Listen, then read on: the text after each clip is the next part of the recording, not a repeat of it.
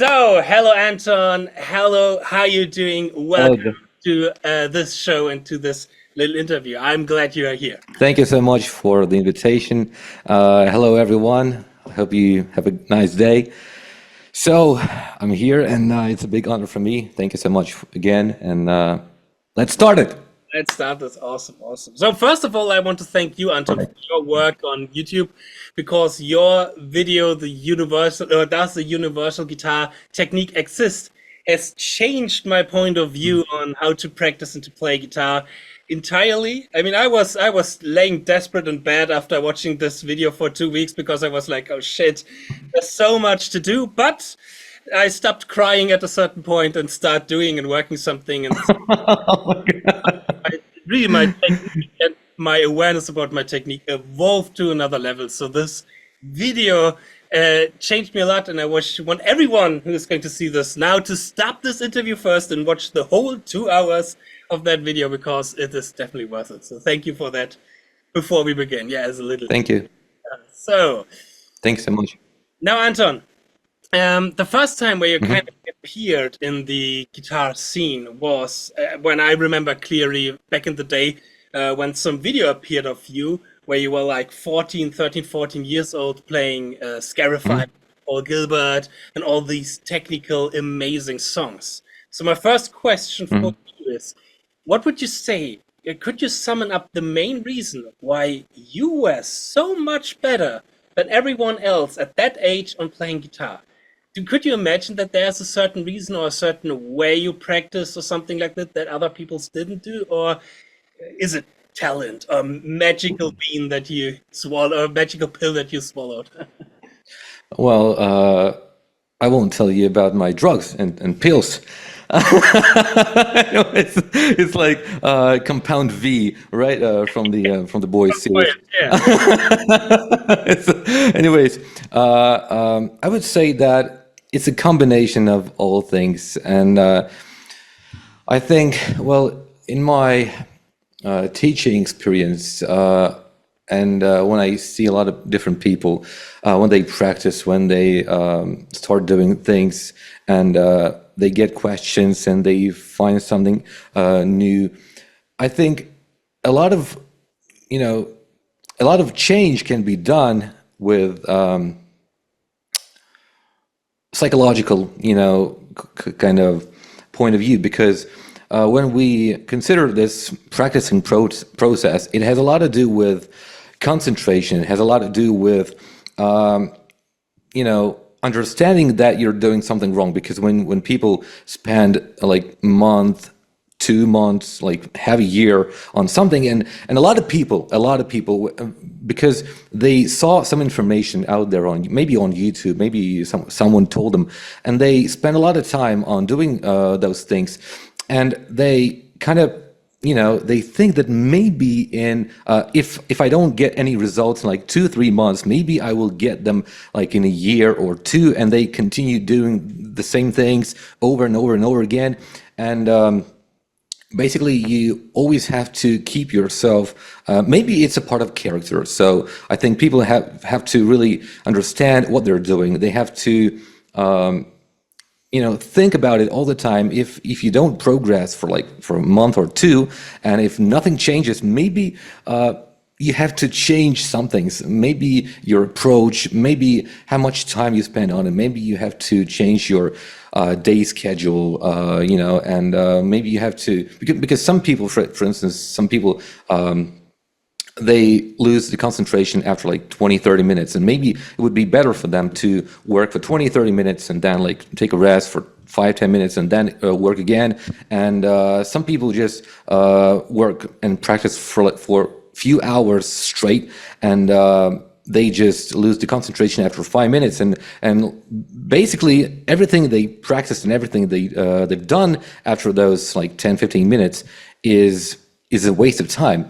And I think it's maybe because, well, first off, of course, I was a child back then, and when you're a child, you remember things a little better, a little faster, like kids who remember the languages. For instance, if someone learns language when they're like 6 or 5, they learn languages a lot faster. Maybe that was the case, of course, but I would say that the approach that me and my dad used and how we practiced and all of that and how smart we were trying to make every single thing in what we do is basically, well, it's hard to find a person who would, do the exact same thing. It's a really hard path, and a lot of people who want to play guitar, and especially if, of course, people's goals are different, and someone wants to play a few simple chords, and it's okay, and it's totally fine, of course. But for some people who want some like virtuoso level, so to speak, they kind of not really understand how much time it will take and how hard this path actually is. So they really underestimate a lot of details on that path, and they just avoid a lot of smart things they can do, and basically they end up maybe stopping playing guitar in a few years because they just understand that it's too hard for them, and it's maybe like Mike Tyson said once, if you want to be great in something, well, it's a dedication of your lifetime. So it's something that you will do the entire day, every month, and over again. And it's a really, really hard thing to do. So I think it was a combination because my father was a sport coach, and he knew a lot about how sportsmen achieve things, and he knew that, well, basically you either the first or you're last, like in sport. So basically, he did everything, and he tried to put every single aspect of my life to help me to get there, because I really liked it. I really loved it, and he knew that I loved playing guitar like a lot. When I was 6, first time friends of my family, they gifted my dad a guitar, acoustic guitar, Hochner, if I'm not mistaken, and I always looked at that guitar like when he went out of to work, and I was like, I want to play the guitar. I want to take it, and he saw that I love it, and since he was surprised that I'm ready to spend that much time on guitar playing because I loved it that much. And he just tried to kind of, with his experience and his knowledge and the friends he knew from sport, to kind of make that obsession of mine and that love, towards guitar, and kind of keep it on the correct path, so to speak, so that it would make a lot more sense, and it would so that all that work and all that time that I spent on guitar would actually give me the results that I want, and the freedom, so to speak, that I want. Mhm. There's one interesting thing that you said right in the beginning, is that so many people think they with hard work, or when they work hard, then they at a certain point achieve the result instead of trying to work smart. I mean, I'm the best example for that. I'm always the work hard and work smart kind of guy, because it's so easy to also to say, give it just a few more months and then it will work, or just 3 more months practicing this thing over and over, Yeah. then it will work all of a sudden. But yeah, what I realized also through your video is like, wait a second, there are maybe certain things that are obstacles in my playing, and Yeah. maybe I have to create a different awareness. And now my cat Ingvi is trying. Hello, I mean, everyone. his name for a Say reason. hi to the cat. um, yeah, and this is something that I always try also to educate nowadays, how important it is to create that awareness of your playing and what you're doing right, what you're doing wrong. So that's interesting. I always liked the phrase of Steve Jobs, if I'm not mistaken, when he said that you don't have to work for 13 hours a day, you have to work with the brains. Again, on paper, it is so easy to just say, okay, I only have to Yeah. practice 8 hours every day, and then one day I will finally get my result, and Yeah. maybe this will happen, but it will be much a way longer way instead of doing the smart way. So nowadays I'm trying to do it a little bit more smarter and not too hard, which makes life in general a little bit simpler sometimes. Yeah, so, and by the way, I think we should tell that and say it to the audience that someone might think right now that being like if doing things smart, then it will be easier. Yeah, Not really. No, it's a combination of hard work and making things smart, but not like only doing things smart or only hard work. It doesn't work separately. Only in combination only. maybe we should combine it and say work hard and smart, you know? Yeah, yeah, absolutely. Yeah, Do both. Yeah, that's because the key. Yeah. it's really interesting to hear that your father, who you told it in one of the videos as well, was a sports manager, sports coach kind of thing. Did he also teach you the guitar? And how did your practice routine look like during your teenage years? Or is it different to your approaching practicing nowadays? Had there a lot of things changed in that kind of 15 years? Or would you say nowadays you practice the same way like in your teenage years? Teen. Well, I started not being a teen. I was 6 or 7, I think. So, well, I would say that back then I practiced more than now, but kind of, I figured out what works best for me. Plus, right now I spend a lot more time playing pieces, some classical pieces, only for technique. Because back then, when I had to work on every single aspect of my technique separately, because it wasn't ready yet, and I couldn't play it correctly, then I had to work on separate pieces separately. And then I had to, of course, because some parts were easier, some things were harder, and I had to spend different time on that. So if something's bad, I had to work on it more for like 2-3 hours a day, only on one single part of technique. Later, when I turned like 13, maybe 15, I started playing a lot of classical pieces while practicing technique, because already all those parts of technique were practiced, and they were done already. When they were down, I basically started playing things like Caprice Number 5, because it's such an incredible combination of all string switches, scales, arpeggios, 1 NPS, 2 NPS, and all those little things. And when you just practice it over and over and over again in a certain tempo, you just play almost everything that you have to keep in your hands, like a habit. And so I would say that it's different, because right now I don't have to work on separate things that much, because certainly, yeah, I still do like 1 NPS and string switches and everything like that. I still practice that separately sometimes.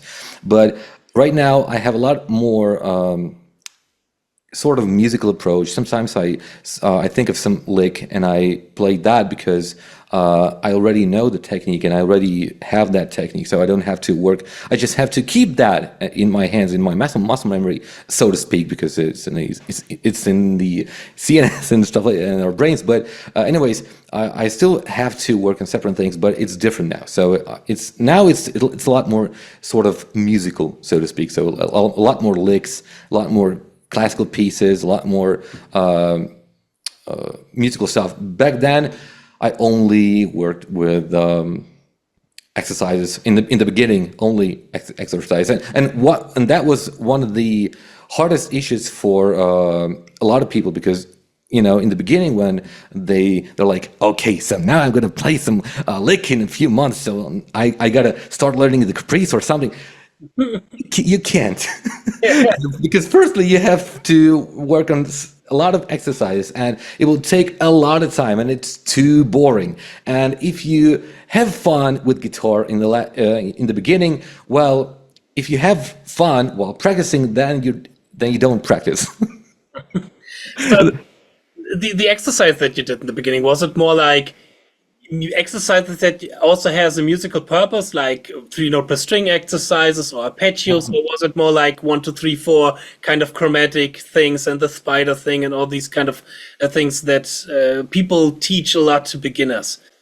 Well, I would say it was 70 to 30 ratio. I mean, 70% were purely like mathematical things. So you just kind of work with the muscles, with positions, with different combinations, so that your hands would be able to do that. It's like drummers, like Kenny Aronoff, when he in his instructional video, when he just made some crazy combinations for his hands and legs, and it's something that you will most likely never use in real life situation. You will never use that, but it helps you to create that ability in your hands to play different stuff. So, and 30% were like scales, some licks, but again, in the very beginning, we were really trying to understand the foundation, how it works. So basically, I would say more like how it works instead of what you play. So it was all about the movements, the muscle work, the tension balance, and how it all works so that you could get the best sound out of guitar. And at the same time, understand the principles behind it. And then, of course, you when you understand that and you build certain foundation for that, you can start playing certain licks and scales and 3 note per string scales and some popular and plus a lot of guitar players I learned back then, like Yngwie Malmsteen and other guitar, they have those 3 note per string scales and stuff like that from in their songs.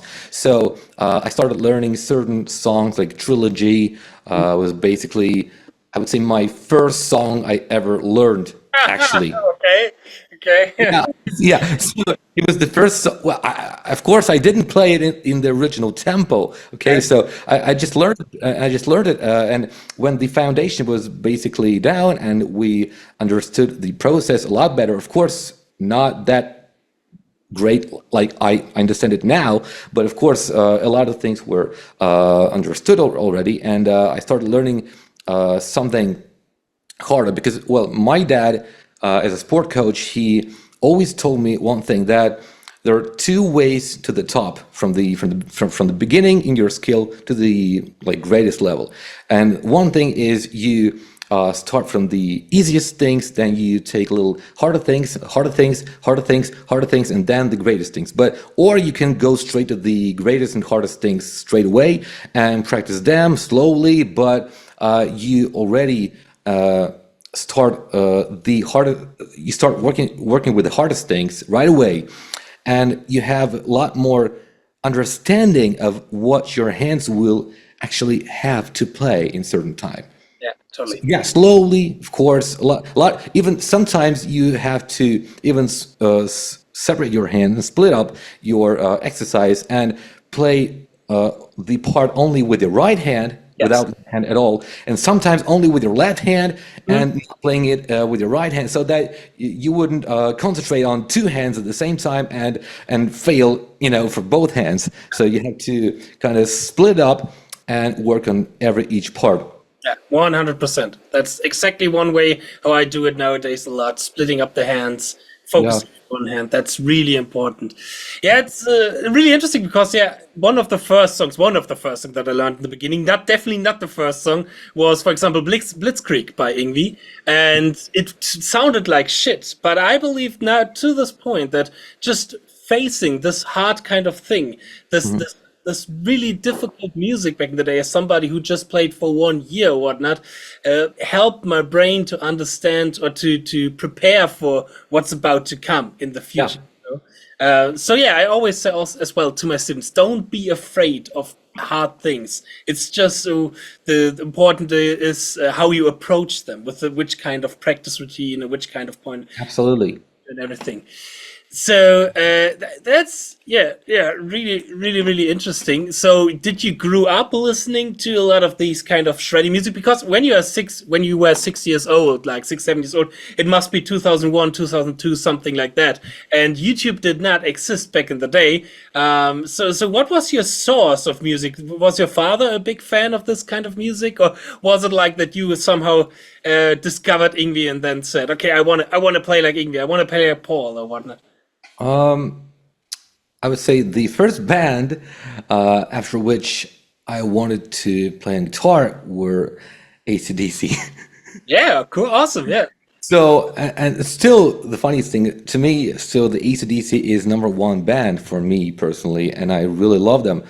And the funniest thing for a lot of people who start talking to me and ask me questions, well, I don't really like shredding music. Oh, okay. So I don't really listen to it.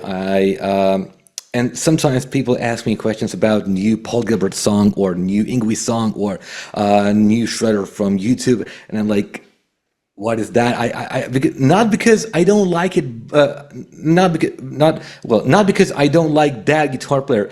I don't even know what he's doing currently because I'm not listening to it. And well, the technique for me personally was always a lot more about the freedom from my hands. So I wanted to have freedom in my hands to play whatever I like and whatever I want. And I didn't really like progressive music. I didn't really listen to modern guitar players, even those who like. Well, I still don't know a single song of Steve Vai. Oh, okay. Still, Not I, really a modern guitar player. well, if someone asks me like a question about Steve Vai's song, I still don't know them because well, I listened to a few of his songs. I'm not a fan of his music. Okay, so I really respect him as a guitar player, but I'm not just fan of his music, and it's just part of my kind of musical character, you know. So I'm yeah, and people are like shocked when they hear that because they think that I'm like a shredder who's like crazy on playing like super fast and stuff like that, and I'm not because basically I like bands like Audioslave, Shinedown, Nickelback sometimes, AC/DC is my favorite band of all time. Metallica, I listen to more like a vocal music, so the rock music, and I don't really like the and I would say that if maybe if someone thinks that I like all songs of those bands, no, I mean my approach in music is like I listen to certain songs and unfortunately, we guitar players are all like perverts, and we can't already listen to the music and feel it like a normal human being. We always hear, we analyze things. We like I heard a Sting's interview once on the radio, and he said that he hates his music. Like he can't even watch his live concerts because he just hates his own songs. And the same thing happens to me when I listen to a lot of music. I want to feel it, and but I just know so much, and I feel, and I analyze everything. I know the chords that a guitar player is playing. I know the strokes that he's doing there. I know why he didn't play that scale because his fingers were not stretched enough. And I like feel all of that. And get so many details in my mind that I simply can't feel it the way that I want to. And sometimes this would be really cool because when we write music, it's much easier to write hits, I guess, if you actually feel the music, not like analyze the music. And sometimes you have to really forget it and just feel what you're playing. And mostly I don't shred. So most of the time when I play guitar, I practice every day. Yeah. So I just I keep that freedom from my hands. And then later I just take my guitar and play riffs, write songs, work with my vocals because I really want to sing and create a band where the vocals and melody lines would be the key,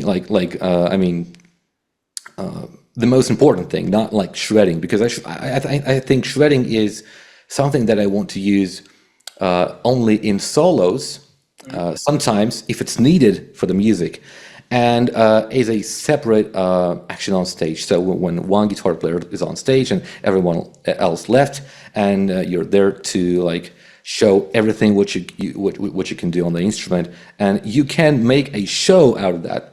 Because when a shredder just starts like shredding all the time and in every each song, 90% of the time, it gets a bit boring, in my opinion. So That's my taste is different. And that's great. That's a great thing. Yeah. Okay, coming back to playing guitar, to shredding the guitar, I realized the last couple of days how limited our perception is when it comes to playing guitar or practicing guitar, and how important it is to have certain tools to analyze yourself, like recording yourself, filming yourself, all these kind of stuff. Did you do something like that back in the day when you learned it? I mean, you had your father maybe looking on your playing and then changing some things, or do you do this today as well, that you film yourself maybe in slow motion to really see what's going on, or all of this kind of stuff? Or is your perception nowadays so clear that you don't necessarily need that anymore? right now, I don't do it. I don't do it. But back in the days, well, we didn't have slow-mo telephones and cameras like we do now, and because right now everyone has that opportunity, and back then we didn't have that. Uh, Basically, the mirrors and my dad's control, because he knew how muscles work, how our body works. So he helped me to kind of keep that in control, and plus the mirrors, of course, because most of the time I work by myself, and the mirrors are the great thing to control things, because especially if you can put few mirrors, like one in the front, one to control your forearm position and wrist dance, for instance, then another one to control your string switches and string hopping and stuff like that. So you basically always control a lot of different stuff with the mirrors. So that was basically the only thing. Well, now that would pretty much cost a lot to put few cameras online, and you would see everything on screen, online while playing. But I guess almost nobody does that.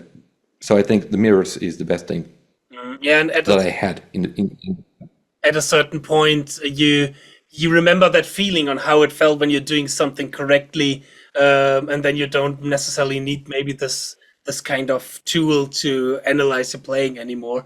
But okay, that's an interesting point of view with the mirror. I mean, yeah, back in the day, you didn't had the chance to do this with Well, motion yeah, of camera. course, but well, firstly, of course, you control yourself with the mirror, and then you stop controlling yourself with that only in some time, even when you're sure that you do everything correctly, Okay. even when you're 100% sure. Then it takes you like a few months at least more to be sure that when you forget about it, that it's still there. Yeah. And it's a big thing because a lot of people, when they feel confidence and when they feel like they're doing things correctly, and they forget about it for like 5 minutes, and then if they record it themselves, then they find out that, oh my God, I just forgot it, and I lose it instantly. Mm. So how So important? always, I would say, yeah, Sorry. Go ahead. Go ahead. Sorry, we have a little bit of time delay here, but yeah, yeah, sorry. no problem. Yeah, I just wanted to tell people who are kind of, when they practice, always don't trust your feelings all the time. So of course, it's a big deal to kind of feel what you're doing. And when you see the picture, like from the mirror, and you see what you're playing, when you combine those things with the feeling, because you have to see what you're doing and feel it at the same time, and plus the sensor of our body, when you feel what you're doing, it's actually a big part of a skill. So remembering those sensations is a big part of creating that skill in your brain. So when you see that and you feel it, always combine those two things: what you're seeing with your eyes, your feelings, and then if you still have pretty much the same feelings, for unexperienced people, when they have the same sensation, it might be a little different. And for unexperienced people, they might forget the sensation if they don't watch it at the same time. So when you get that sensation and you feel like, all right, I'm done, so I can play it, and they just throw the mirror away, and they're like, okay, I can play it now. In 5-10 minutes, in few days, maybe after taking some rest of 2-3 days, you think that you have the same sensation, but it's not, and you basically ruin everything you've done before again. And then if you continue playing like that for a month, you will lose your technique in that part again, and you will have to re-practice that thing again over like for the next 1-2 months, instead of being careful for 2 weeks. And you would get it a little better, and you would get it in your undermind, and your skill would be still there. And if you don't, you will have to practice for a few months more to get back to the point you started on. So yeah. It's the same phenomenon like I had for a long time when I was recording leaks for Instagram or YouTube or whatnot. I recorded take after take after take. And then I had one take where it finally worked, and I was like, okay, now the lick is done. Now I can play that lick because of one take where it works. But I didn't realize, no, I cannot do it. There was one sentence as well in your video that really got stuck in my head, is try to make music or play stuff that is based on skill and not based on luck. And this is kind of my philosophy nowadays, that I really try to get everything based on skills, and that I can replay it every time when I want, and not based on luck like I've did it in the past, where I finally had one take where it worked and then put it online and everyone is like, yeah, you're the best. And I'm thinking myself like, no, it was just luck, Yeah, sometimes well, it's a bit better for me now, but in the past I did the same way. I mean, when I recorded some really hard playing, for instance, when I practiced "Get Out of My Yard" with Paul Gilbert, it was the craziest thing, and I practiced it for like 3-4 months straight only before I could play it in faster tempos with a luck.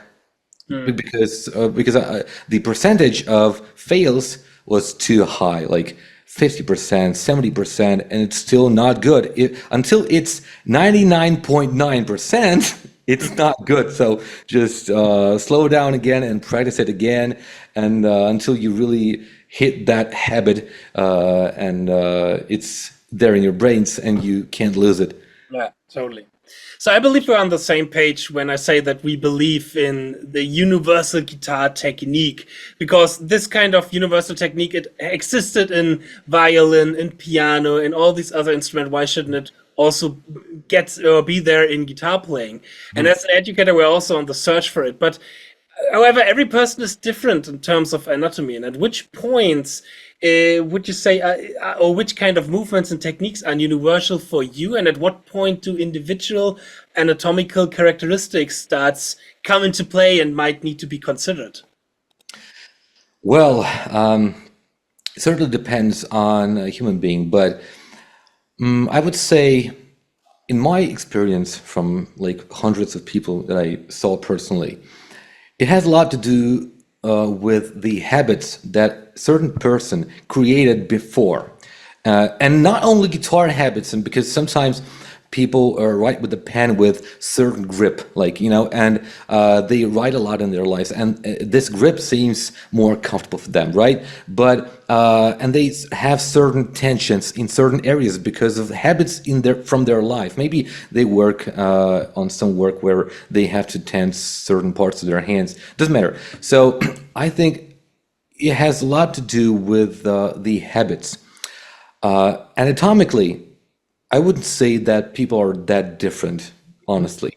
So, from the anatomical point of view and physiological, well, physiology of muscle tissue is a bit different. Yes, some people have more F motor units, some people have more S motor units, and that's true, yes. But in terms of anatomy, like where the muscle is connected to the bone, or and all this stuff is pretty much the same. And and the good thing for guitar playing is that different sizes of our hands, because some people have a little smaller size of their hands, some people's hands are bigger. It doesn't really matter that much.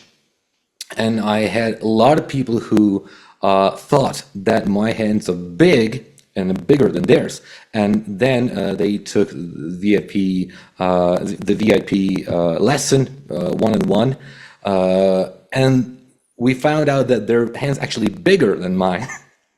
So yeah, and a lot of people think like that, maybe because of my stretch, and they think that if I'm stretching my fingers that way, well, it has a lot to do with the position of your hands. So it has a lot to do with the technique, and depends on the fingers. And stretching the fingers that way is not about I would say it's not about physiology or anatomy that much, not that much, how people think. And so I would say the level of Joe Bonamassa is basically possible for 99% of guitar players. And because he's not that shredder like Guthrie Govan or Paul Gilbert, he's not that fast, but he's still amazing guitar playing. And for me personally, I would say that his level of guitar playing is basically what I would consider as a satisfactory for myself. So if I would play like him, I would definitely be able to feel free to play any music that I like, any songs that I like, even solos, even hard solos, extremely hard solos. But that level is mostly possible for most people out there. So, but of course, in case that your character is, fits the practicing routine, because it's hard, and if you can be concentrated a lot of time, if you can work hard, if you can work smart, and if you can combine all those things together, and if you can work for a certain amount of time per day, not like 15-20 minutes, of course, that's not enough to practice every single aspect of your technique. So but if you can do that and you spend certain years on that, making things smart, you can achieve level of Joe Bonamassa, most likely. Yeah. Okay, that's awesome. So I have a few questions from my community that I ask, like, hey, I'm going to have Anton on my channel. Who do you have something that you want to ask him? And there are some questions that I think were quite interesting. And the first one is actually from a good YouTube friend of mine who's a German YouTuber, and he has a question regarding of one of your recent videos in which you are describing that the classical hand position for the left hand is not the best because of certain matters of strength, etc. Really interesting video, really worth to watch. But he was asking, isn't that a matter of training? If when you're holding your hand like this, you have enough force in compared to this, that it's just a matter of habits and training and all this kind of stuff? Well, it's a pretty big question, I would say, because there are a lot of things to talk about here. First off, my strengths are pretty high. I mean, I use pretty high action, and because I like better sustain, it kind of helps me to be able to play on acoustic guitar whenever I want, and plus I play on acoustic guitar, and a lot of people who play on acoustic guitar, for instance, and I like to play on acoustic guitar. I want to play solos and songs on acoustic guitar. It's harder to play on acoustic guitar, and to play everything on that. A lot of people who play on acoustic guitar, they don't play hammer-ons and pull-offs, and they're weaker. And whenever you start playing faster, well, you start missing certain notes. There are dips in dynamics and stuff like that. So my philosophy was always to be able to take almost any guitar out there and be able to play whatever I want on it. So and to play with higher action or on acoustic guitar in higher tempos with hammer-ons and pull-offs, you won't be able to do all the work with the muscles lumbricalis from your those little muscles. Well, it's not like you can train them, of course, and you can build them and even grow them if you want, but well, they are basically initially a lot weaker, like a lot weaker. And the thing, a lot of people were confused from that video, and maybe that's my mistake because I didn't mention that much. well, I actually mentioned that, but they were like concentrated on the positions they saw me playing, and they thought that the words that I said are not that important. So basically, the position that I use is not blues position. So it's not classical one. It's not blues position. It's I build my position from the physiological point of view. So my philosophy of my position on my left hand is to use the muscles from our forearm as much as possible. Because, for instance, if your guitar is high on the belt, in this position, you will be able to use that amount of forearm muscles. When you put your guitar lower, you will be able to use different amount of those muscles. I mean, in ratio, Mhm. depending on position, your position will slightly change, and even depending on what you play in certain place in the song. So if you stretch your fingers more, the ratio of how much you use the muscles of forearm and the wrist muscles will be different. Mhm. And my philosophy is to use to put my hand in the position where I can use the forearm muscles as much as possible. So it's different sometimes, and people sometimes think that, well, in that position you use classical one, like, yeah, because sometimes you have to change things, but the thing is that you just have to think about it, and when you practice different stuff, you just have to choose the position that allows you to engage the forearm muscles more, instead of the one where you just lower your thumb and start playing only with your wrist muscles. So I just want to play on acoustic guitar, on any guitar that I have currently, with higher action, lower action, doesn't matter. I just want to be able to have more stamina, endurance, strength, and be able to play in any tempo with that. So basically, that's my philosophy. That was pretty mind blowing. That was interesting. Yeah. Okay. Next question that I have is economy picking or alternate picking. What do you prefer? Alternate picking. But it depends. Well, I would say, for me personally, well, since I don't really have any pieces that I can't play with alternate picking for my music, maybe there are certain things that I can't play because it's just crazy, and but probably the alternate picking just allows me to have more attack control, because it's just my preference. I like faster attack that has a little more clarity, I would say, when Mhm. you play faster. And I love that clarity, especially when you drive the pick more to pick the strings harder. And I love the clarity when you pick like fast scale runs, fully alternate picking, and it gives me the sound that I want. So if someone wants economy picking, well, you can do whatever you want, and there's nothing bad in that. So another question is a question that I personally absolutely hate. That's why I put them here into it. And that's the question: which lick is good for hand synchronization? And before you answer, I want to give a little bit of my opinion, a hot take on this question, because I personally believe that you can work on your hand synchronization with every lick. It's not a matter of what kind of lick you should use. It's a matter of how you practice them. And like you said at the beginning, for me, I believe that hand synchronization problems comes from that one hand is lacking, and the perfect way to train it is to train hands individually. You know. What is your opinion on this kind of? Or do you have a lick like a God's given lick that will solve all the hand synchronization problems?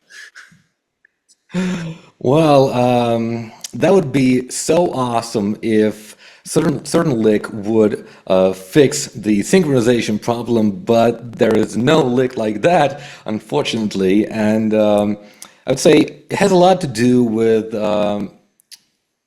well, how you play, because a lot of people in the beginning, especially in the beginning when they practice, they use different motions all the time. Like, for instance, they play the scale, and their finger is flying like 2 centimeters away from the neck Firstly, on another string it's 4 centimeters, on another string it's 3 centimeters, and there's no consistent motion that you use for playing certain stuff. And if the motions are different all the time, each time you play on the guitar, your brains will be blown up from that amount of information, moves that you do, and you have to firstly build your foundation of technique so much that you're doing things the same way each time, so that the simpler this movement is, the simpler, the less difference in the motions that you use there is, then it will be easier for your brains to synchronize your both hands, because they know that, because if you use different motions each time, how can because for instance, imagine that this is the point on the timeline right here, where you have to play a note with both of your hands, right? And if you, for instance, for the right hand, the movement is a little smaller than for the left hand. For instance, when we play a note with the pinky finger and we press the note, well, it hits the string from like 3-4 centimeters. And the movement for the right hand is smaller. And so on that timeline, the movement for the right hand begins somewhere right here, so that you can pass that distance and play the note. For the left hand, the movement starts somewhere here. And imagine if you're playing that, and if you're playing that for some time, your brains will learn to synchronize your movements, because it knows that you start your right hand movement right here and your left hand's movement right here. But if that movement is, if your pinky finger is higher this time, no one knows why, then it won't be able to hit the string in this moment if it needs this much time.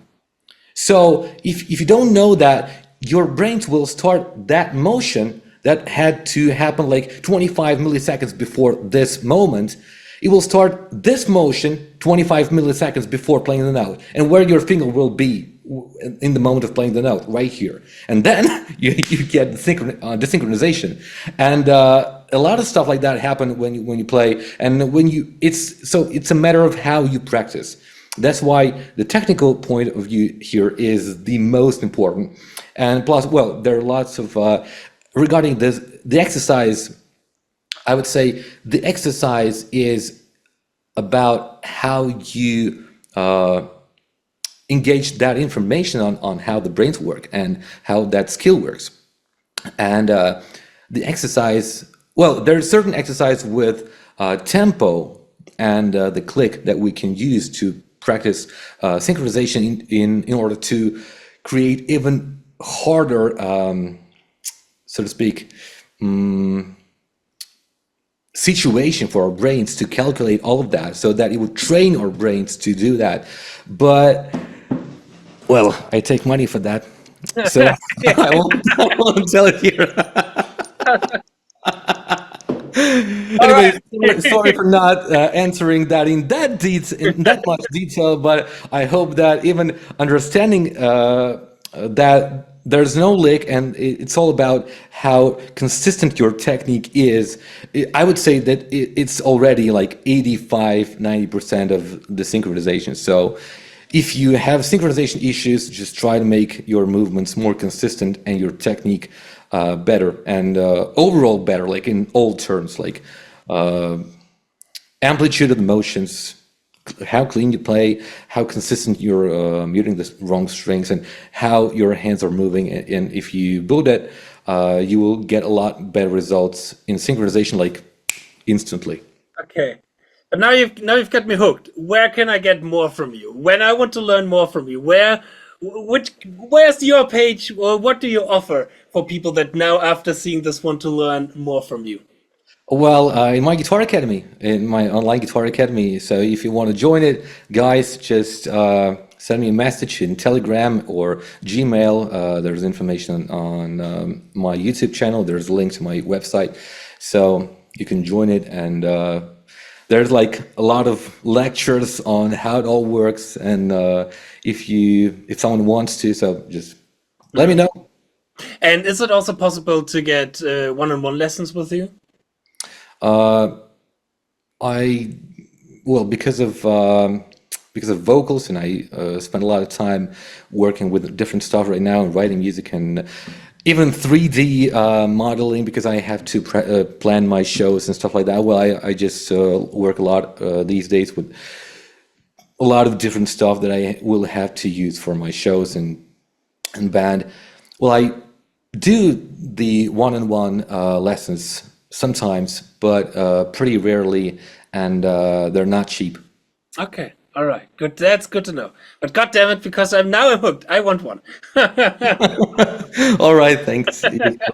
Just let me know, and I'll be there for you.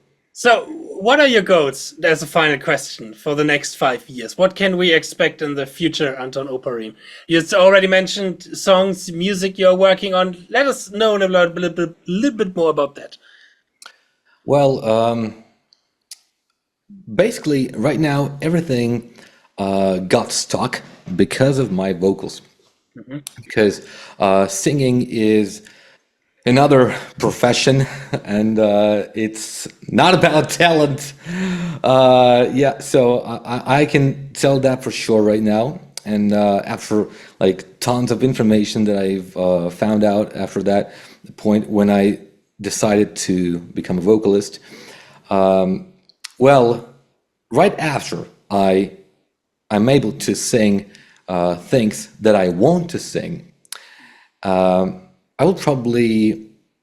Well, by the way, I won't teach vocals because it will be just a waste of time because I'll have to spend all my free time on writing music, planning my shows, and planning the shows itself. The show itself, I mean the design of it and the songs of it. Yeah, everything, and then I'll just finally have the opportunity to record my vocals and see how my idea, because well, I record a lot of different songs and ideas, but I don't post them because they're for vocals. But when I get my vocals ready, I will be able to sing and try to get the melody right for that song and like check it how it would actually sound like with vocals, because right now I can hear the song but I can't hear it with the voice, because and then I'll have to rearrange certain stuff in my songs all those ideas to kind of make them sound best with my voice. And so basically, it's songwriting, touring, maybe not touring, but making the shows in the biggest cities. Of course, I want to travel sometimes to the place where my friends live. And I guess that everything of that will be on YouTube, because I will post that, even if it's a live show, I will post it on my YouTube channel, and everyone all around the world will be able to see it. So I guess that's my sort of plan. Awesome. Great, Anton. Yeah. It was an absolute pleasure to have you here. It was extremely mind blown as usual. God damn it! Now I have to grab one of these real quickly and process everything that we talked about in this video. Thank you so much for this, and yeah, I can't wait for songs and the music of Anton Oparin in the future. Thank you so much. It was a pleasure for me. I guess. I guess there'll be at least 300 views on my person because I'm not famous yet. So, anyways, thank you so much for inviting me to your channel. And anyways, and plus, yeah, I wanted to say thanks to every person who would see this interview, and I hope that some information we've talked about and we've discussed here would help you to become better in whatever you do. Yeah. So, yeah. So, and all the viewers out there, check out Anton Oparin's YouTube channel, check out Anton Oparin's social media and his guitar master academy. There's a link in the description box which leads you right to his page. There you will get more information. So much about that. I wish you a lot of fun practicing, learning, and mastering the guitar, and see you soon. Bye bye.